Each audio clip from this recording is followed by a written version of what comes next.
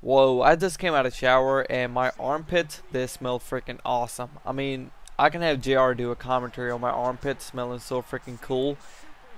But anyways, this is what happened. I'm going to tell you some of the main stuff that happened on Raw. Some of the stuff that was not important, I'm not going to talk about it. Such as Divas match. Even Cody Rhodes and Damian Sandow. I don't think I'm going to talk about them either, man. They're such a freaking great talent, and they don't utilize them the way you're supposed to. I mean, golly. They're freaking awesome wrestlers. And they put them against freaking the Great Khali and Santino Marella. I mean, what the crap? Doesn't make any sense. Anyways, 3MB called out the Shield. They said they were trying to steal a spotlight or whatever, you know. But anyways, this is what happened. Brock Lesnar came out and he freaking destroyed 3MB. I mean, they were everywhere. This one guy ran down the ring and just freaking dismantled 3MB. They weren't 3MB. They were like freaking 1 kilobyte. Anyways, he gave F5 to Heath Slater like twice on the freaking barricade. I mean, his freaking legs landed on the barricade, and I wonder what it feels like right now to be Heath Slater. I think it was Heath. But afterwards, Paul Heyman cut a promo. He basically challenged Triple H to a match at Extreme Rules in a steel cage match. And I don't mean Paul Heyman did, but Brock Lesnar. And he basically said that I accept the challenge or something. So basically, you know, Triple H, he's not going to come out and say I accept the challenge. It's just on. And I don't get this. Like, this year is pretty weird. Like, all the major superstars are working right away in this year. I mean, usually they wait for their main match at SummerSlam. Like, The Undertaker is supposed to be wrestling next week on Raw. I mean, how is that even possible? Jeez. And I'm not going to lie, Taker is in better shape this year than last year. Has anybody noticed that? Like, he's more, he's a little slimmer. Obviously, you know, not the best shape in his career, but still, for a guy like him, I mean, he's pretty old. His performance at WrestleMania, again, it was phenomenal. I mean, Taker can wrestle. He doesn't have to retire. And if I was in his place, I wouldn't retire. Hell, wrestle one match in a year, and I'm fine with that. If Taker wants to wrestle once in a year at WrestleMania, let him be. Might as well. I mean, you're still getting the Phenom, The Undertaker at WrestleMania.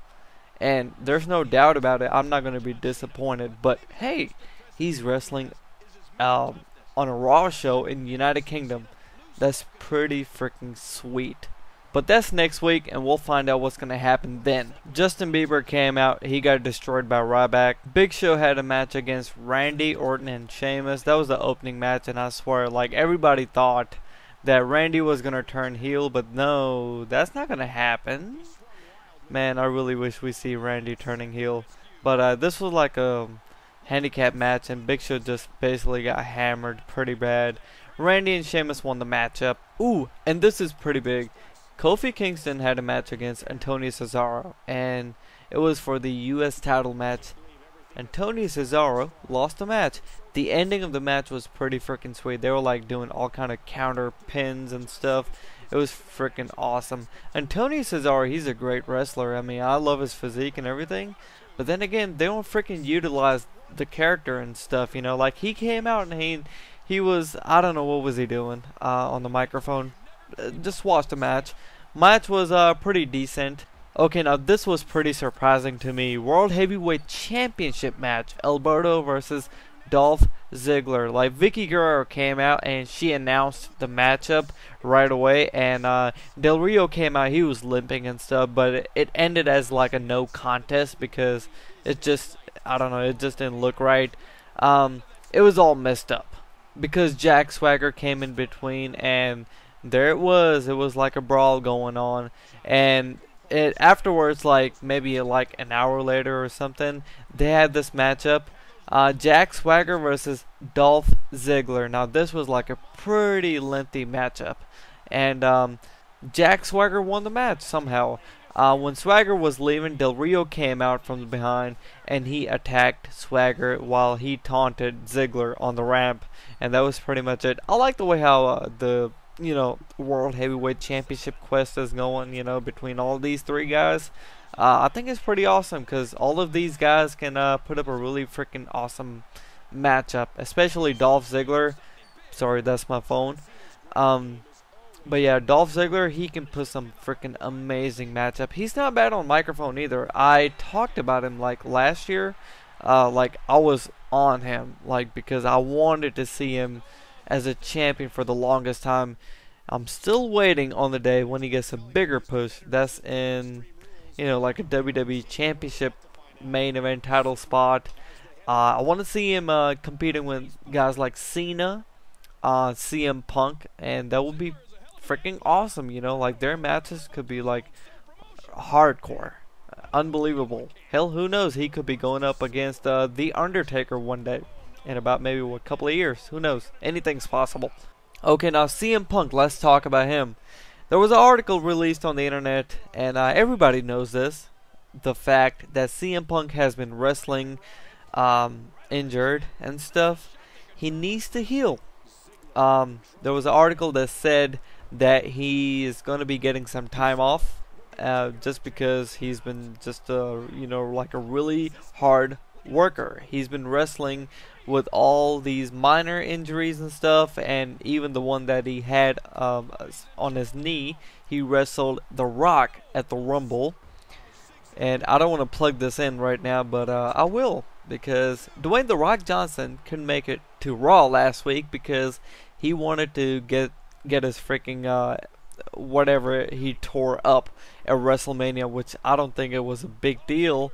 But then again, Mr. Johnson is going to be going on for his new movie, Hercules, which is why he wanted to get his freaking surgery done or something. But he couldn't show up to Raw for maybe like a 10-15 minute promo just because of that. I don't know.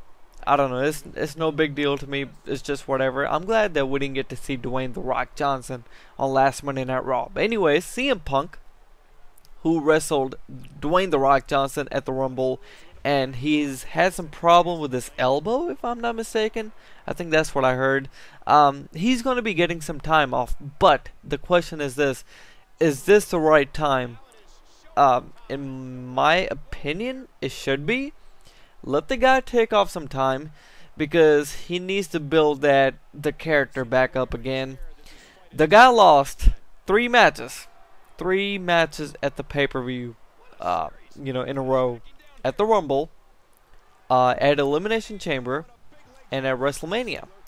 So I really think this was the hint that Punk gave us. He came out, he cut a promo saying he enjoyed his historic title reign because he was always looking around the corner to see, what's next and stuff. He said that what was the next challenge? He found The Rock. Then, came The Undertaker. And he said that he was never satisfied. He always wants to be bigger, and he always wants more. He's always hungry for something. And then all of a sudden he just stopped as fans started chanting The Undertaker, They started chanting Taker, Taker. And Punk stood there. He listened to the crowd. He didn't react nothing big. He wasn't like shocked or anything. He looked at Paul Heyman. He hugged him. He handed him the microphone and he walked out. He didn't walk backstage. He just kind of showed that he walked out of the arena type, like he's just going in a different direction. That's what the picture was. If you watch the segment, you can feel it.